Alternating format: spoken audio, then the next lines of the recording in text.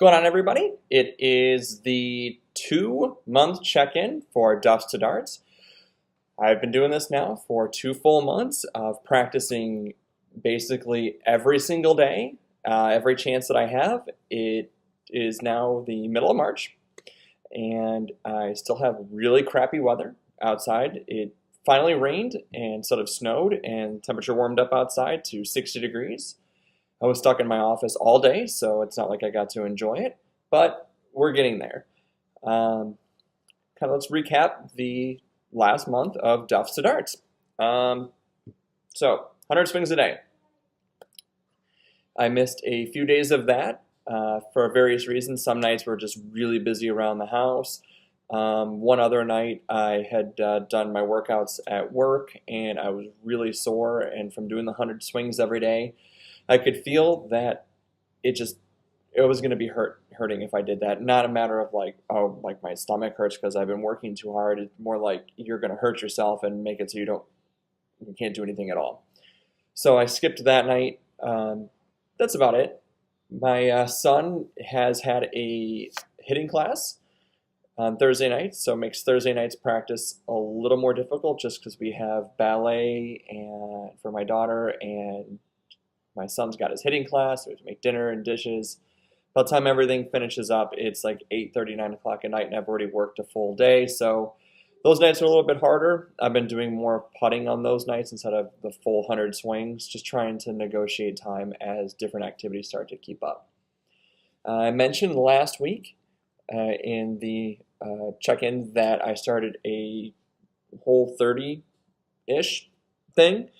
It's like hole 29 now, because last Saturday was my niece's 18th birthday. We had a meal planned at this place called Sukasa. It's one of those teppanyaki restaurants where they cook on the table. To really stick to the whole 30, I shouldn't have eaten anything there, shouldn't have had any rice. I had steamed rice instead of fried rice. I had the teriyaki sauce, which is the best teriyaki sauce in the world, that had sugar in it, so technically I broke my whole 30. Not terribly upset about it. I drank water, didn't have any beer, so be it. So while I do this, I don't shop, I don't plan the meals. My wife takes care of all that. Luckily for me, it makes it really easy because I just take care of the eating. So what we're having is mostly Whole 30, but there are some of those paleo stuff in there. So if you look up like paleo food and stuff like that, you'll see a big thing is just kind of avoiding sugars and empty carbs. So trying to slim down a little bit, lose a little bit of weight, but mostly just cut down on inflammation. I don't know if I've ever mentioned it before, but I, at my age, have bursitis in my right hip. It like clicks and it pops, so cutting down the inflammation should help, especially with the turn, right? So I'm doing that, 13 days in, something like that. Now I'm fine. I haven't cheated other than that one night, so whoa. Goals that I had for the last month. So I wanted to play a simulator round, and I wanted to at least do one range session outside in the northwest suburbs of Chicago. Sometimes we get lucky and we'll get like a 65-degree day in February. Didn't happen this week or this month. So I didn't get outside to do any range sessions, which is fine. You know, it is what it is. It was a stretch goal. I didn't fully expect to be able to do it, but if I could, I wanted to. I did play a simulator round. It's on the channel here. That simulator place sucks ass compared to some other places, to be honest. It doesn't pick up a draw, it doesn't pick up the club face. It basically, you hit the ball and it goes straight into the screen however you hit it. So if you try to hit a draw, it's going straight to the right. Hit it as hard as you can straight into the screen, it's going straight. I got to play 18 holes in 45 minutes with like a 3-4 foot circumference around the hole, so putting and chipping was just kind of just slap it up there and go. So that was that. Most of the practice, again, because I'm stuck inside in this little area here, is just mostly just chipping and putting.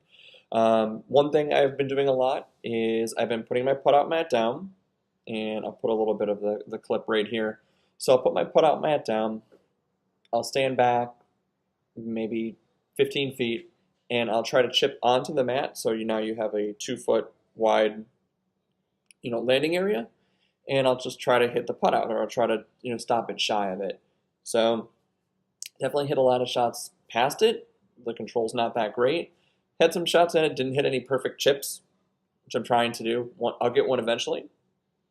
So it's been a lot of just working those short chips, trying to hit that landing area, trying to manage, get the ball up in the air to get it spinning the right way. I have figured out, or I shouldn't say figured out, it's nothing revolutionary, but I've learned as far as the placement of the ball goes and my stance, what I'm able to get the ball to do more. So I'm learning how to that more consistent chip shot where the ball goes high and stops short, it has more spin, more of the bump and run when it's further back. And I've fully confirmed that my 56-degree sub 70 wedge is going to be my primary chipping wedge around the green. I've heard other, actual teachers and people who know more to say, find that main wedge around the green. Find that one thing you like to use. For me, it's my 56-degree new wedge. I love it. Real quick, you see the Golficity shirt. If you have Facebook, check out the Golficity podcast group on there. The wedge that I use, I actually worked it out with sub 70, and for the Masters, we're doing a wedge giveaway.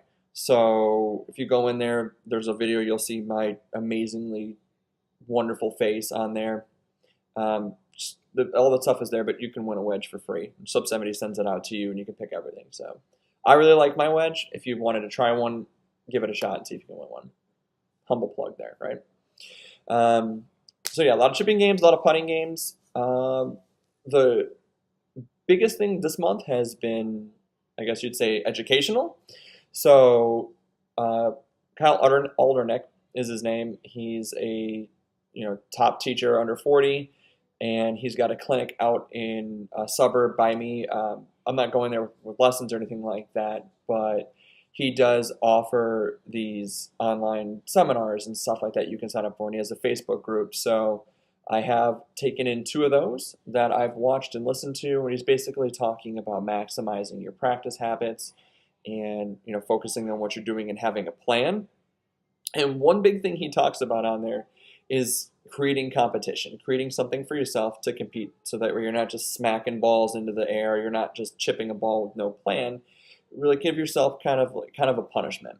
So that makes a lot of sense. It builds pressure. It's going to build consistency. So what I've been doing is with my PuttOut, there's a game that I invented. I came up with it with my father-in-law, called the Perfect Putt Challenge. And that's on this channel as well, and I'll put a link to it for you guys to see the games that I play. But what it is essentially is you're on the PuttOut mat. There's 6 different lines that you putt from. You put the PuttOut mat in there, and you go to each line. You can't move to the next line until you get a perfect putt. There's a lot of different ways you can do it. You can do unlimited putts until you get to the next line. You can set a maximum. What I've been doing to kind of go with the getting healthy thing is I set a max of 10 per line, and however many putts it takes me to get that perfect putt, that's how many push-ups I have to do. So I'm building strength, getting healthier, getting stronger, but it's also building pressure. So once you get 4 or 5 lines down, and if you're hitting 10 putts a line, hitting 50 push-ups, that sucks. That's hard. It's not easy to do unless you're like Brooks Koepka and you're a beast. So I started doing that. Had my son keeping score for me, got him involved. He didn't want to putt, but so be it. That is it for everything I've been working on for the last month for the Duffs to Darts project. Goals for the next month, so the remainder of March and going into April, is I would like to go actually out to a driving range and see a ball fly in the air instead of into a net. So I'd like to get 2 range sessions out if I can, time, personal life, weather, all that permitting. And then stretch goal, don't fully expect it, but I hope is maybe possibly play 9 holes at a short track around me. We'll see what happens with that. Later on with Golficity, there's going to be a video that comes out with me and Chris McEwen, one of the other riders in the area. We went to a place called Power of the Golf Ball. That should be out probably in the next month. So when that shows up, I'll mention it on these check-ins and put the link, but that's the really cool simulator place I went to that I mentioned in one of the other videos where the floor tilts and stuff like that. But that is it for the 2-month check-in. Hopefully you guys have been working on your own game. You've been motivated to take what time you have to work and practice and get better. Uh, don't forget to like button and subscribe to kind of keep up to date as I do these. As the weather gets better and I have more videos other than just me talking to you, I'll put those on here, but no promises that I'm going to just completely take over your YouTube feed. As always, thank you so much for watching. I appreciate it. Keep grinding, guys.